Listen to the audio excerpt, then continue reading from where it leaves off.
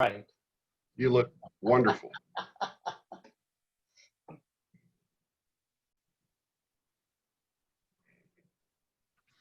Great. We got 5 folks so far. That includes us, right, Keith? That includes us. I think. Let's see. Yeah, it's all of us. Oh, we got 2 attendees. We got Mr. Owens and Robert Theobald. All right. See, when I click on participants, all I see are the panelists. You have to go to attendees on the right side. I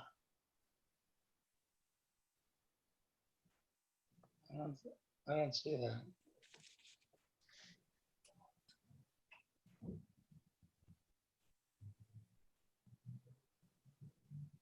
I don't see that.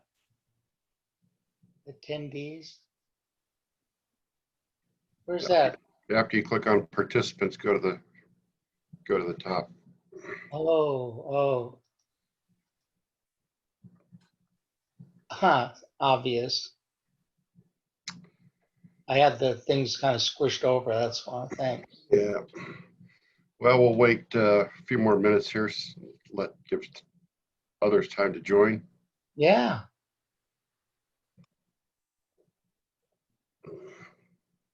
So Christy, you're in the office, huh? You're muted, Christy. Yeah, you're muted. I had a lot of Zoom calls, and it's just easier here in the office. Yeah, and you're probably like operating 2 of them right now, right? Well, I know. No, I'm good. This morning I was, but good now.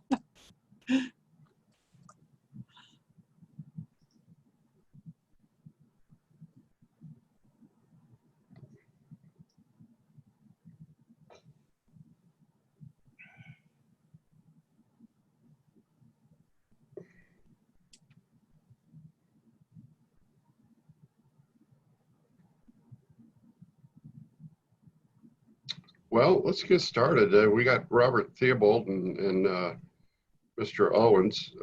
We got another one that just joined. Yugal Duarte. Anyhow, good afternoon, everybody.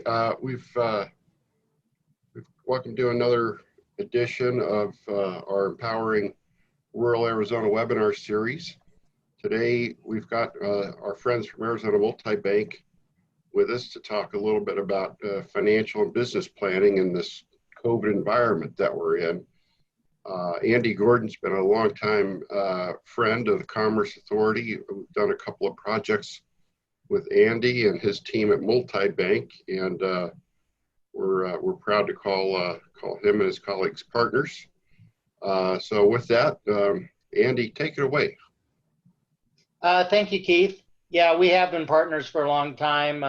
Sandra was on our board for the longest time, and now Ken Burns is on our Arizona Advisory Board, which we really enjoy his leadership.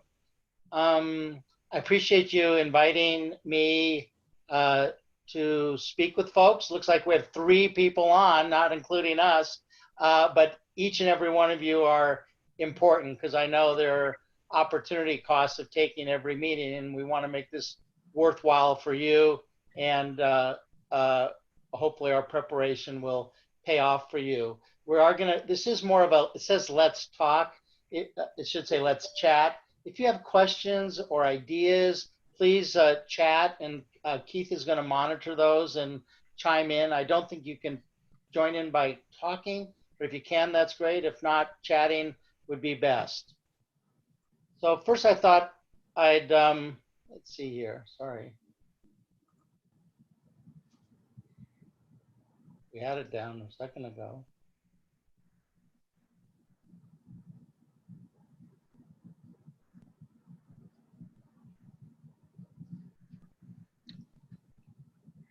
There we go. Hi. There we go. So I thought I'd give you a little background. Arizona MultiBank, which Keith referred to us as, that's the name that's familiar in Arizona. We started in 1991 as Arizona MultiBank. We're a nonprofit community development corporation. And in 2015, we combined with Clearinghouse CDFI.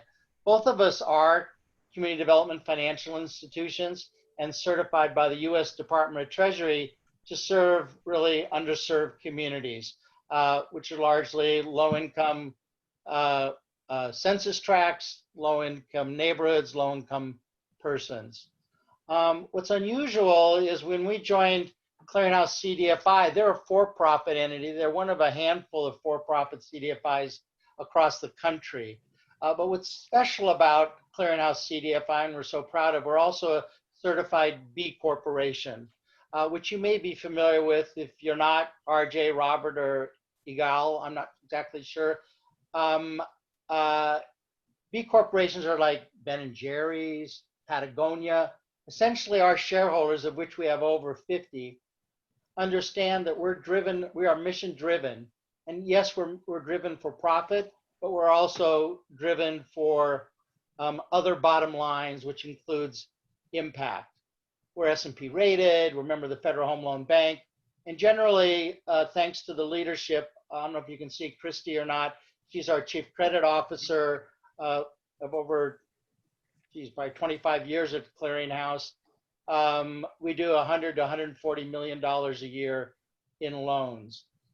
Randy Dixon, who's our senior small business underwriter, he's on this webinar as well. He was 27 years at Old Valley Bank, Bank One, Chase, and we were lucky now that he's been at Clearinghouse for well over a decade. As you can see, our markets below, we're involved with affordable housing, community facility lending, commercial real estate, small business lending, new market tax credits, and I include in there nonprofits as well. We're pretty big. We're a little over $500 million in total assets. And right now we have about $445 million in loans outstanding. We do serve the whole country, but the kind of on the left there, the denim area, you might call it, with a little ribbing, is you can see Arizona there. Clearinghouse started in California and gradually grew to Nevada and then combined with us in 2015 and includes New Mexico. All those red little splotches are Indian lands because we do serve Indian country as well. Since inception, was 96, which is Clearinghouse, we've invested over $2 billion in 1,900 projects. I mean, you can read this, created and retained a lot of jobs, a lot of affordable housing units, a lot of square footage of blighted property, schools, benefiting over 1.9 million individuals, and deployed $538 million in new market tax credit. I might want to add there that what we've also done is,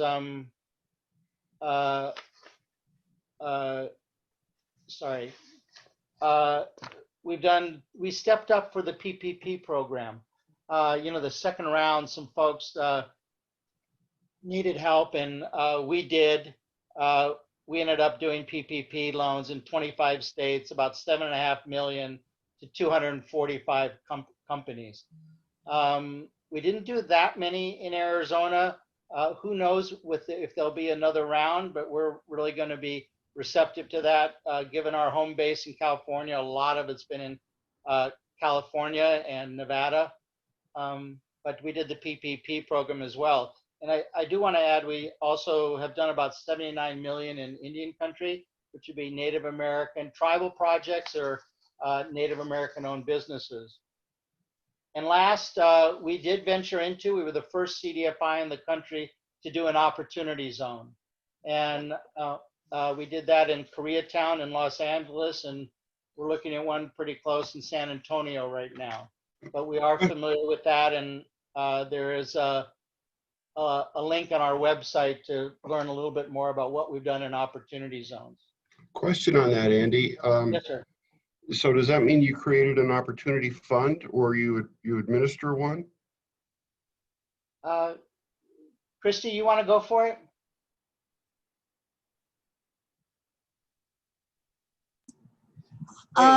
We actually do have a fund, but it's a single investor fund at this point. It's not a multiple investor.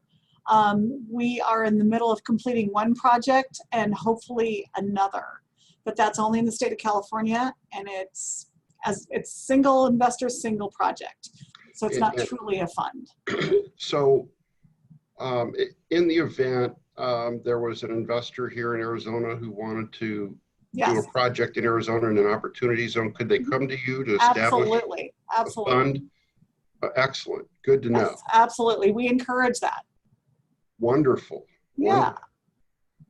Okay, good. Love to do more. Thank you, Christy. Sure. And then the next page, I just thought we'd give you a kind of a flavor of what we have done over the years, some very recently in rural Arizona. I'm not sure where the three people on the call are from. If you could chat and tell us what towns are you're representing, that would be great, or counties. So I've done them in San Luis, from the gas station convenience store. We helped Apache Railway get out of bankruptcy and does rail car repair and important transportation. We've done Navajo Tribal Utility Authority, a wastewater treatment facility, did that with USDA.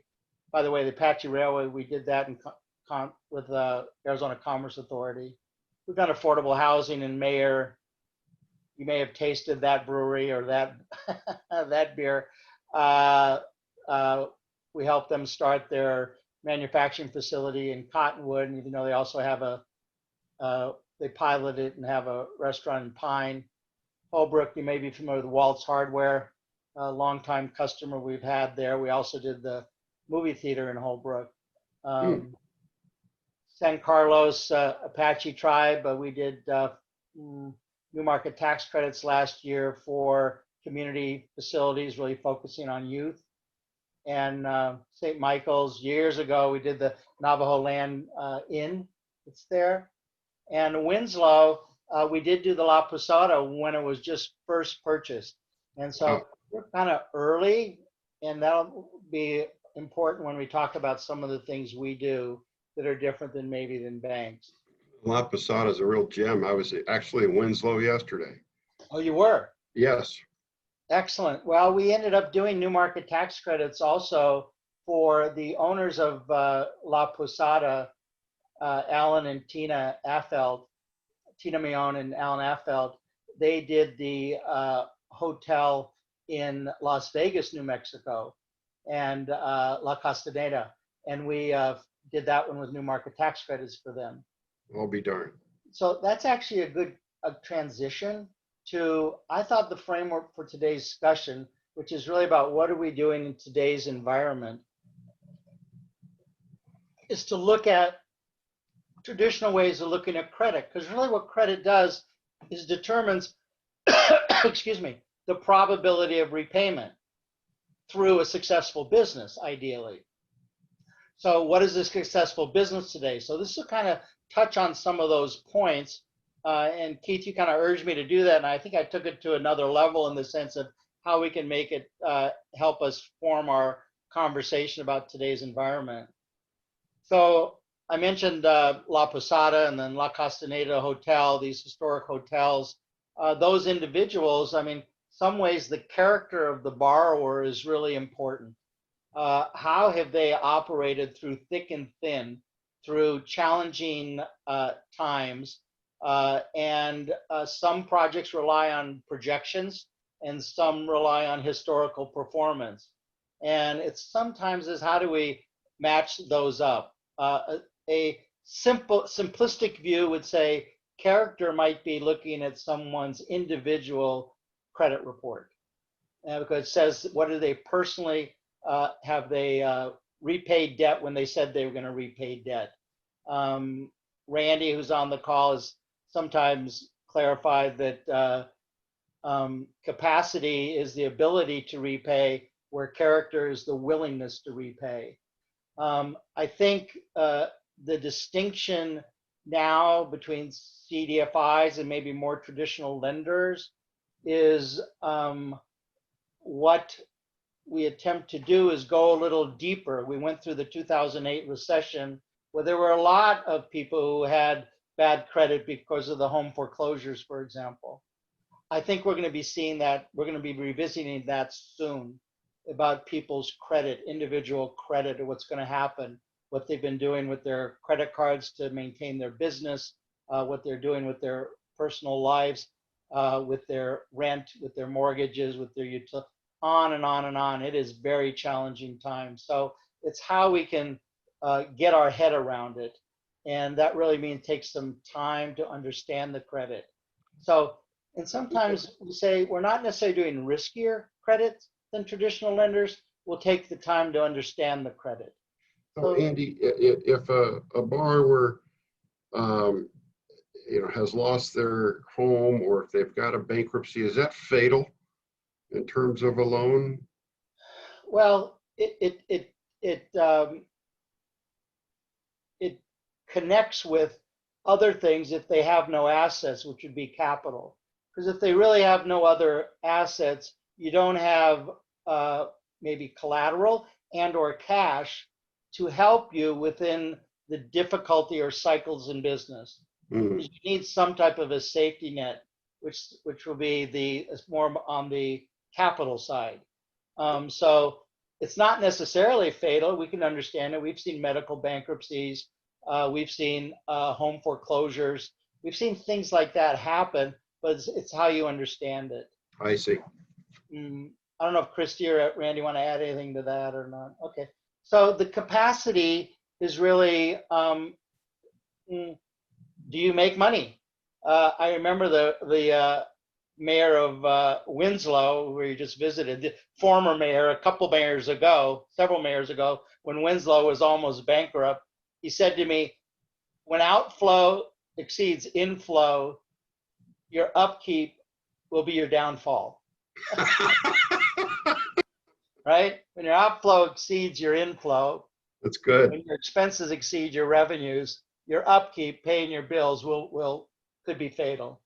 So capacity is really, there are all sorts of ratios you can look at, but it's really the cash flow. Is there sufficient cash flow to service debt and all the other obligations?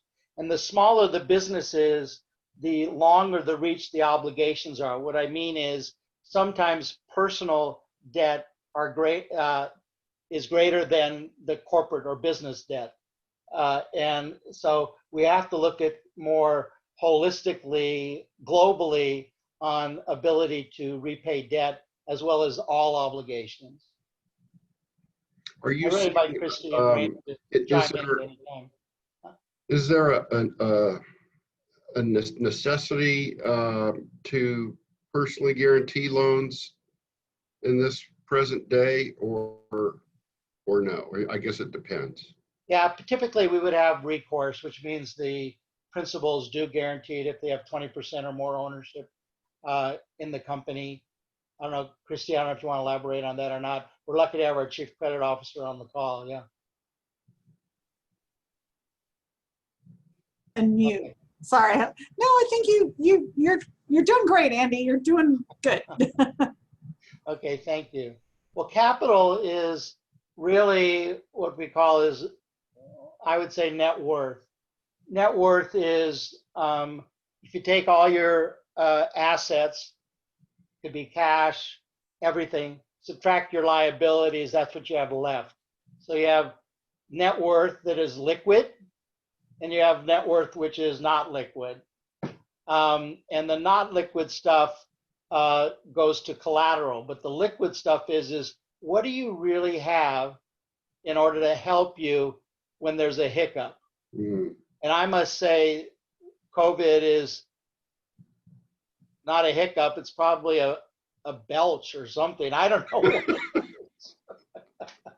But it's serious. And so people are dipping into their net worth, any money that they do have, and leveraging. And the caution is not to over leverage.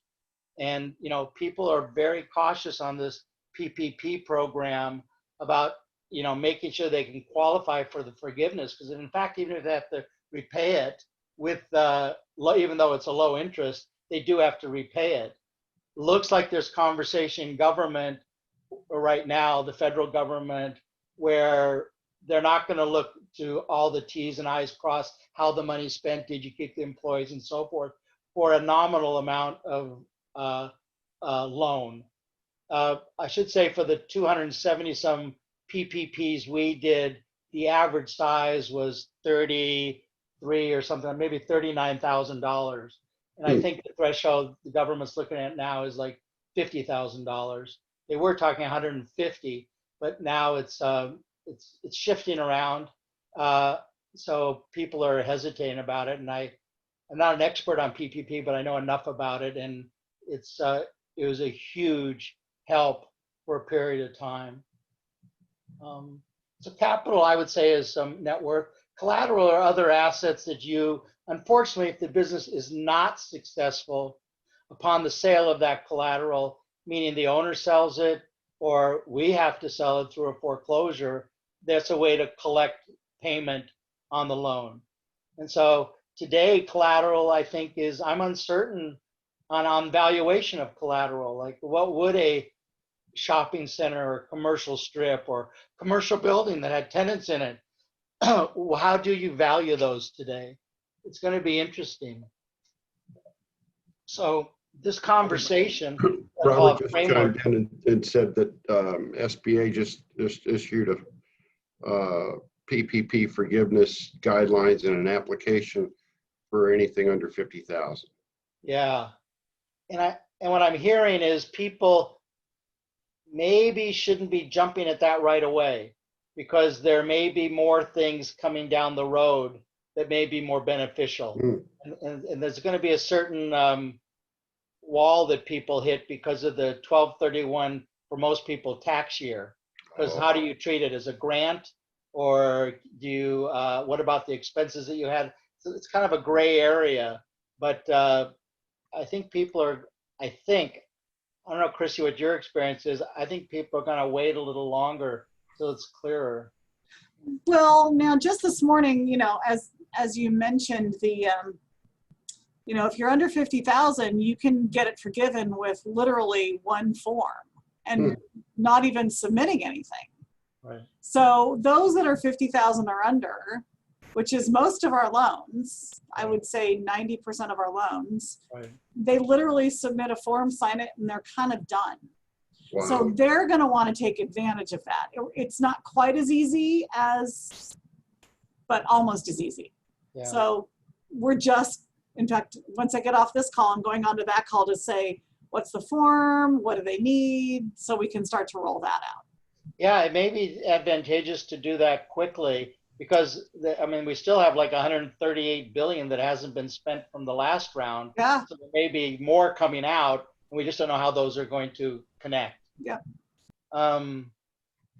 Good question about PPP. That really took over. It was really impressive how that was rolled out. And then number 5, that's a biggie. Conditions. Oh my gosh, is that today or what? Conditions could be things that you would typically look at. Who are your competitors? What's the quality of your assets? Meaning, if you're a manufacturing, your assets to produce, are they state of the art? You need to buy more. Is your building appropriate for growth if you're planning growth? There's so many things that relate to condition, but I really wanted to just highlight that on today's environment. It's challenging to make a credit decision with the uncertainty that's out there right now. Some things may be predictable and some things not. Some businesses are doing well, very well. And that trend, we hope, will really continue. But others are extremely challenged. So I would say we're looking at them one by one. That's really what it is. We'll get back to that. I put an other under there because Keith asked me to talk a little bit how maybe a CDFI might be different than a bank. I would say for sure the deals we've done are deals that banks wouldn't do in whole or in part. They may do part of it, but they won't do the whole thing, or they won't do it at all. That's pretty much where we're at. And that's a good place. And that's why we have over 50 investors, which most of them are banks. We also have a tribe as an investor, and Arizona Community Foundation is an investor. But banks invest in us because we can do something maybe a little different. And that's where I said risk. Remember, what underwriting is determining predictability of repayment or predictability of success first of the business, and second, a secondary source of repayment, which could be collateral guarantees and things like that. I think there may be two other C's that I've heard people talk about. Christy, you probably never heard me talk about this, but it's compassion and courage. Is that in some ways, being mission driven, we do things that are really important that we are passionate about with our mission. Maybe a good example would be is we're an equity investor and did debt with Native and American natural foods. It's Tonka bar. You can get it on the internet. It was in Sprouts and Whole Food and all that. But they created this buffalo meat and cranberry protein bar on the Pine Ridge Indian Reservation, which is really the poorest county in the country in South Dakota. And it's a traditional mixed recipe for this. And they grew and they created really that type of line of product in the markets. And then came Epic, which you're probably more familiar with. You see it in the grocery stores.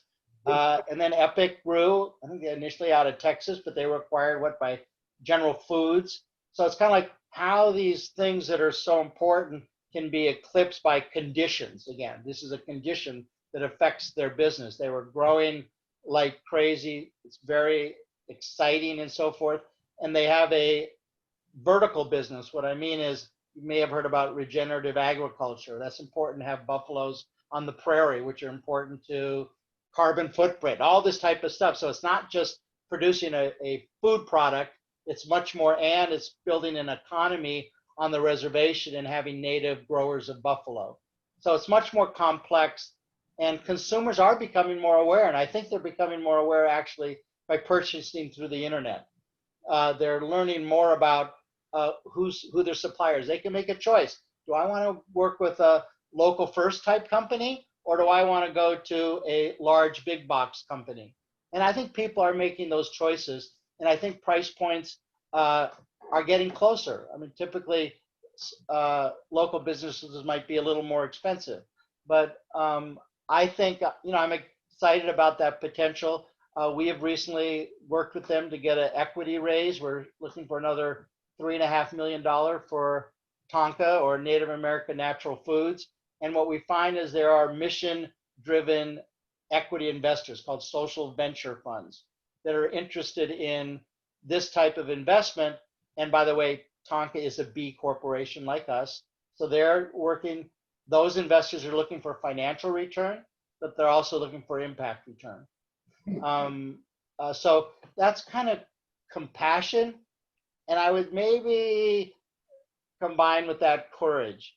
Our CEO, Doug Bistry, has an immense amount of courage to do things where you're driven by passion and to go out there and stick with it. It's not where, unfortunately, commercial banks, you have to get out there, start an initiative, and if it's not running really well, you may not be focused on it that much anymore. And so we stick with it. Christy's lived with so many challenging projects, but that's what we do. So I would add maybe compassion and courage to the typical 5 C's of credit. Well, the Apache Railway was a good case in point. You guys had the courage and the character and compassion to stick with that one. And yeah.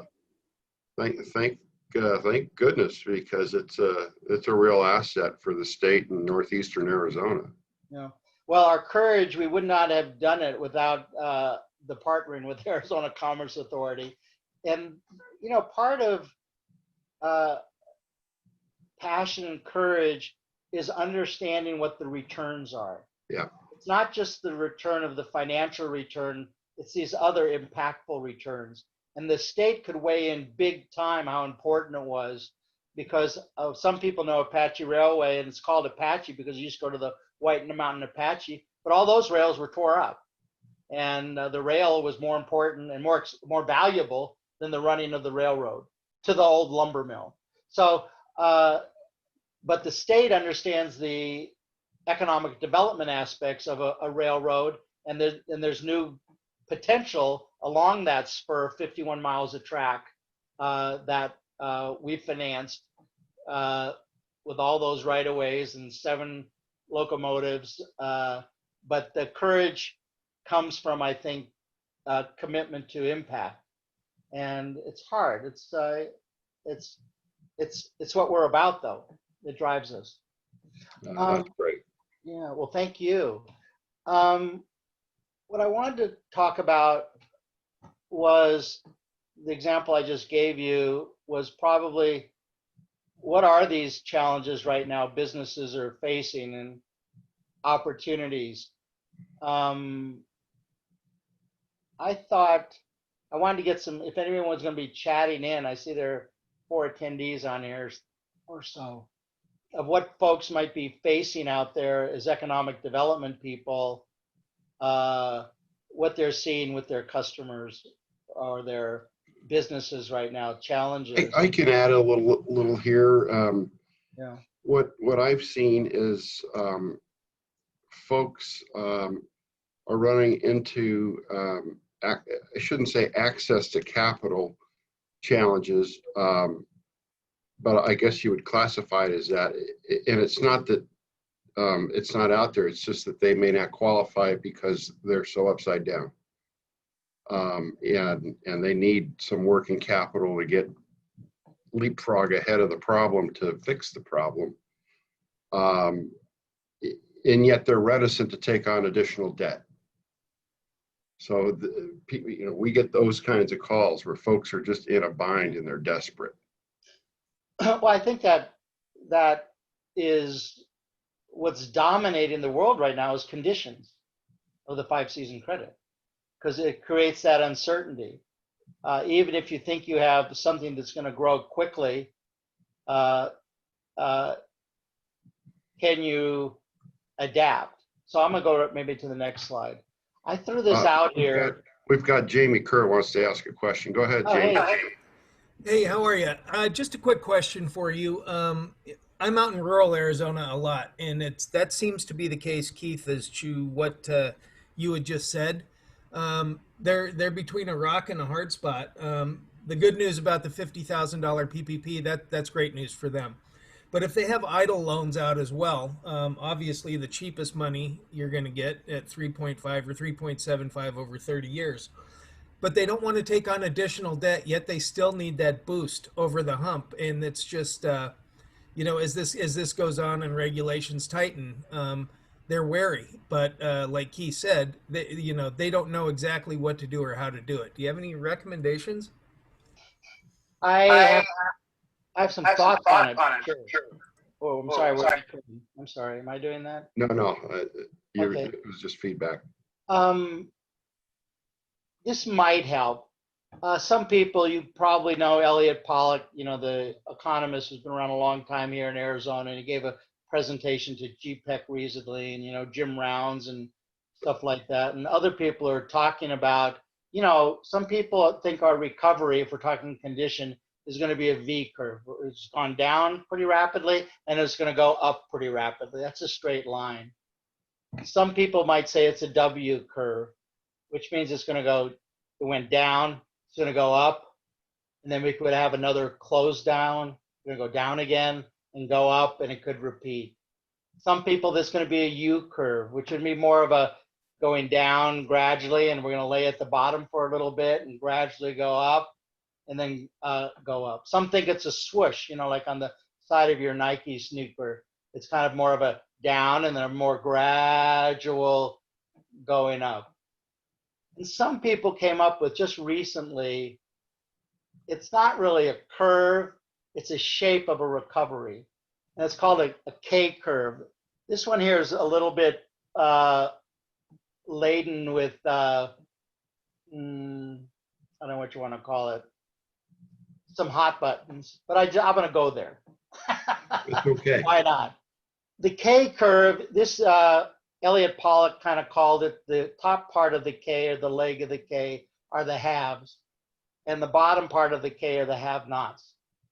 And the spread between that is getting wider and wider, the disparity between the wealthy and the poor.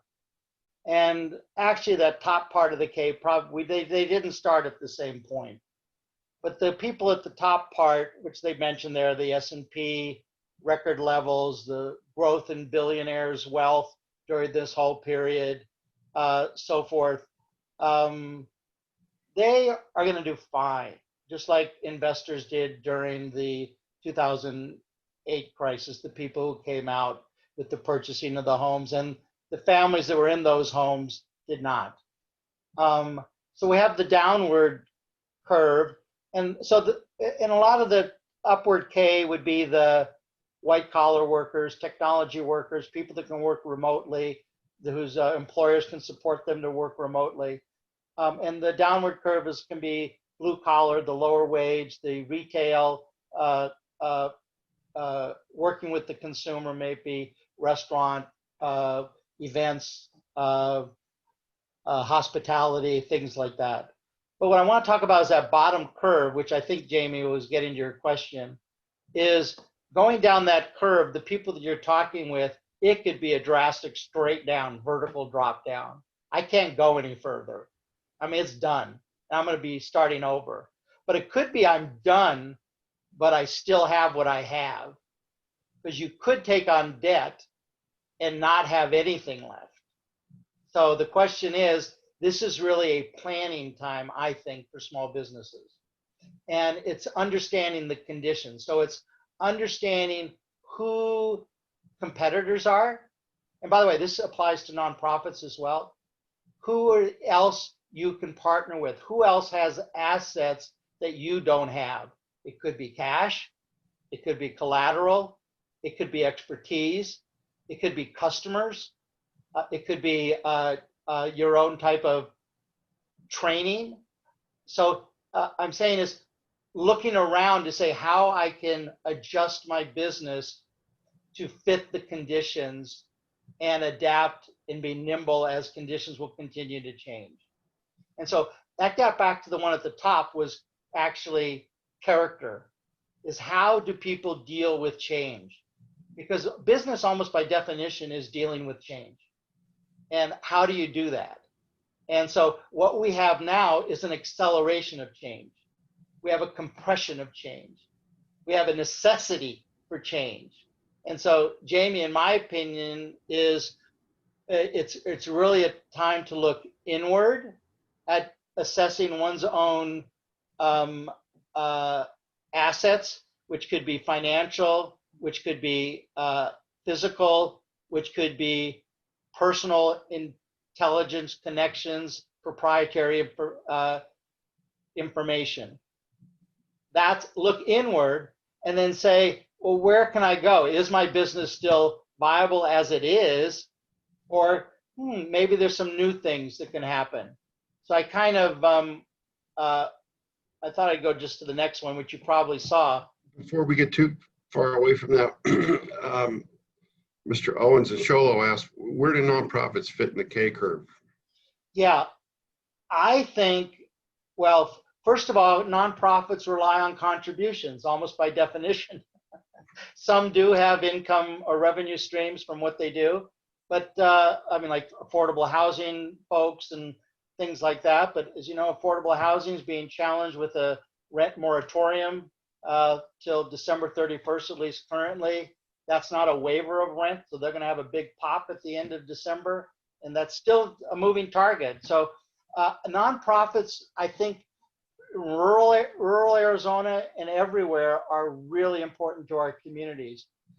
I do think, though, I got to be careful here. I do think, though, particularly in rural communities, there are nonprofits that do similar things that compete for resources, and that's the grant money. So now is the time to do as I described, is assess your assets and other assets around you, and how you can work together to even provide your gift to the community even better. And I think that is a trend going on anyway. Historically, Arizona MultiBank has funded mergers, may it be neighborhood housing services in the West Valley with Trellis, or neighborhood housing services in Phoenix. May it be Parents Anonymous merging with Chicanos Por La Causa. I mean, there's opportunities out there where people on their own don't have the wherewithal to deliver on their mission like they'd like to, but they could do it with others. Mm-hmm. And so, was that Jamie's question or RJ's? That was Mr. Owen's question, but then Jamie asked if, let me look at it here. If you have consulting or counseling services that you offer these individuals. No, I mean, we don't technically, but if a loan request in that has some merit to it, we'll help them talk through it before we get an application fee. Gotcha. We just we'll talk them through it. It's not a formal technical assistance, but the small business development centers are outstanding, and with the community colleges throughout the whole state, and they do a great job of helping folks, in my opinion. They do, and I don't know if you knew this, Andy, but we partnered with the SBDCs last year, actually, and so now we've got an alliance with all of the SBDCs, and they've been terrific, especially during this COVID situation. So this is hard, and I don't have the numbers. You might, Keith, but the numbers of business failures, it's huge. Yeah. And how are people going to turn that around with their lives? And by the way, I do think small businesses, they're passionate about what they do. Each and every owner, You bet. for some reason, they have a gift and they want to give it out there. They want to get it out there, and it's wonderful. And now is a time, based on that commitment, to see that I shouldn't say naive, but to think that an individual has all the skills necessary to make a business successful. You need a lot of resources to be successful. For sure. So now is the time to look. And what's so interesting is other people are looking now too. So where they wouldn't have been before, now is the time to say, well, gee, maybe now is the time to strike that type of relationship. It could be an informal relationship. It could be a memorandum of understanding or partnership, or it could be a formal type of combining or merger. But those are things, the biggest key, because we did talk about capital, the biggest key to weather these changes is your net worth. Do you have cash to weather it? Not debt. Do you have cash to weather it? That's really the question. Because time will give you that mental freedom to be creative, I think, and come up with solutions and not necessarily go the old ways. So I do have this other slide up, which I thought was interesting. It came out last week, where Microsoft is saying that half their employees may work totally remotely forever, and they may even help them relocate and help them set up their offices. So what the heck, rural Arizona, why wouldn't we be going to beautiful areas, right? And find those pristine spots that have the education, the environmental awareness, the safety, where you may want to raise your family. So it's that marketing, but is the internet or other type of connections available? That's the question. So as we think through these priorities, and as businesses think about what their priorities are, they're going to need that platform somehow, some way. And Agreed. So we know in rural Arizona, it's weak in some areas, very weak. So I think hopefully the movement is kind of like, if folks can catch their breath and plan, is at the same time, a parallel track is to build the will of government in order to support that infrastructure, the telecommunication infrastructure, because that is, in my opinion, the future. We see it through our purchasing. We see it through people working together in partnerships. Oh, by the way, when I said looking for competitors and potential partnership, the way technology is today, they don't have to be in your same community. They can be across the globe. I mean, that's the beauty of it. Yeah. I mean, there's another CDFI Axion now called DreamSpring, which you may be familiar with, who operates in Arizona. They're wonderful. They have, I believe, they hire people from India to do their tech work on their website and their loan platform. And they come in maybe 4 times a year. They used to. Anyway, but the point is, we have resources available now that are they seemed like such a stretch before, but now it doesn't seem that way. So, I think there's going to be more of a, is it Tinder? What's a dating website? I don't know the name of it, but there are dating websites. I think it's going to happen again, maybe with businesses, nonprofits, and so forth. It's kind of like, It's a great idea. Huh? That's a great idea. And it will be fun. And the point, it'll be fun. Yeah. I think. Anyway, so I just threw this one out there. Microsoft is going big. Facebook has said, I don't know, Zuckerberg said last week or before in reaction to this, he figured 50% of employees will be working from home remotely. Wow. I don't know if it's the next 10 years or something like that. So how has that changed? So if businesses just have the ability, the financial ability to have peace of mind, to put food on the table, to pay their bills, and can catch their breath to plan, I think that is good. So that means maybe cutting expenses, personal expenses, family expenses, business expenses, in order to have the time that is needed, I think. Now, I'm not saying this doesn't apply to everybody. I mean, there are other people that are on the top part of the K curve. There are people on the bottom part of that K curve that may need that time to plan properly. I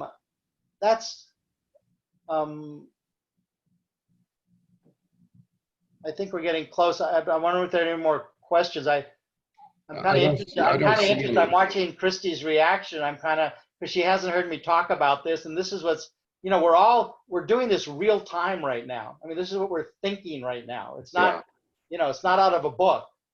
I can tell Christy's awestruck. I don't know. He's our rock star. No.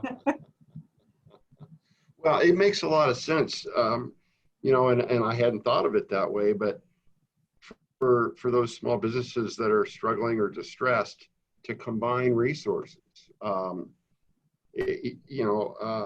think about myself, and if I, ran a store or made widgets, well, I'm terrible at bookkeeping and accounting and those sorts of things. So, I could outsource that and swap out something else that I'm good at with that, whoever that person or company might be. And that's a great way. And I have seen small businesses combine other things like shipping.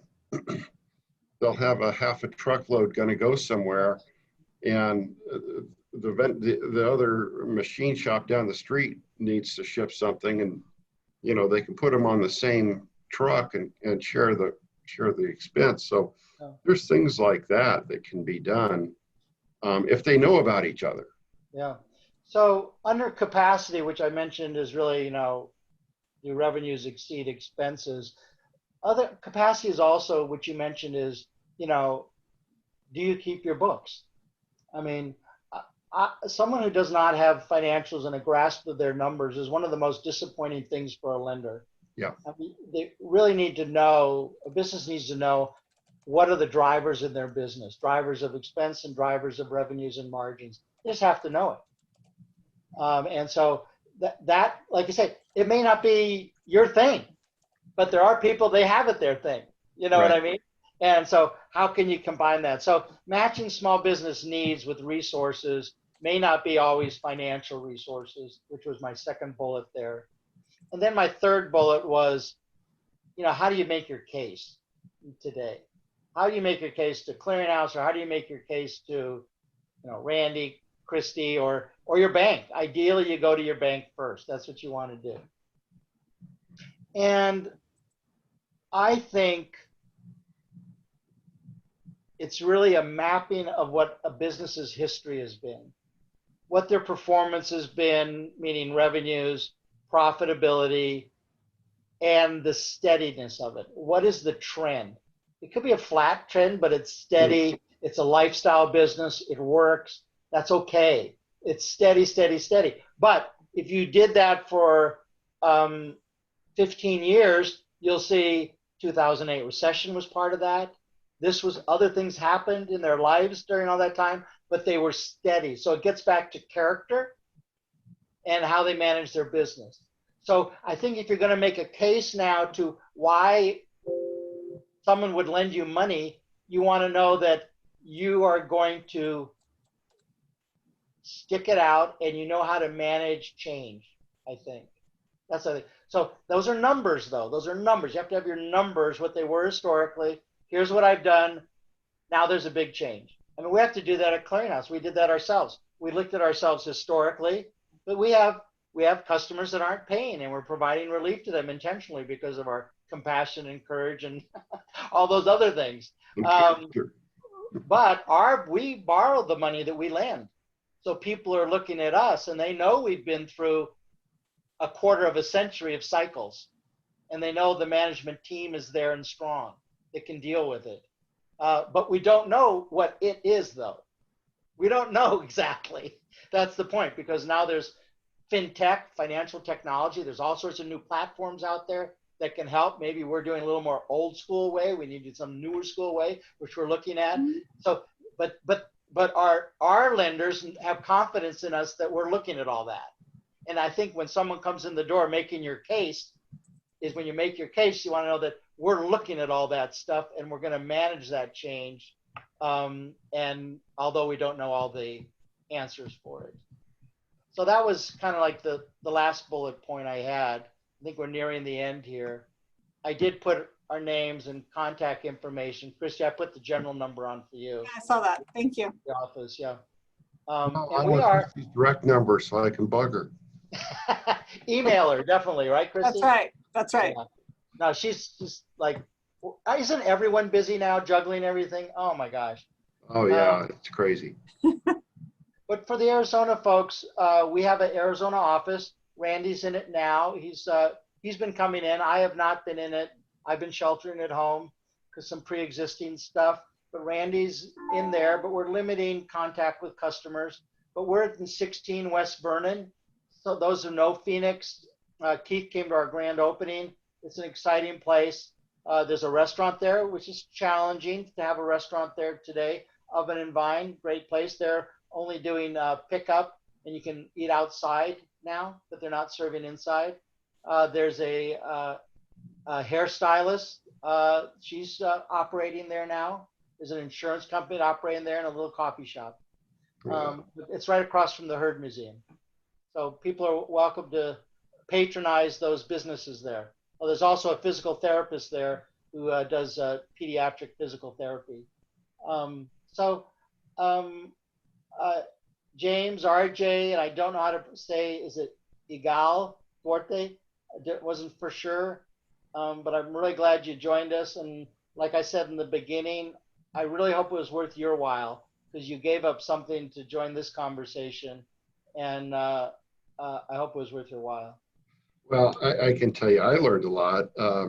And so I very much appreciate you taking the time, Andy and Christy and Randy, to do this. I'm embarrassed we didn't have more participants, but I suppose I should listen to our marketing people who warned me not to do this after a holiday weekend.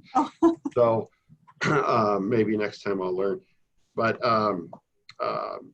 boy, thank you very much. It was enlightening and eye-opening for me. I did learn a lot, and hopefully the others did too. So I very much appreciate it. and I'm sure we'll be in touch. You're welcome. Randy, Christy, everything else to add? Nope, that's it. I actually learned some stuff too. So there you go. How about that? That's great. Thank you. Thank you, Okay. everyone. Be well, be safe. Thank Take you. care. Take care. Bye. Bye.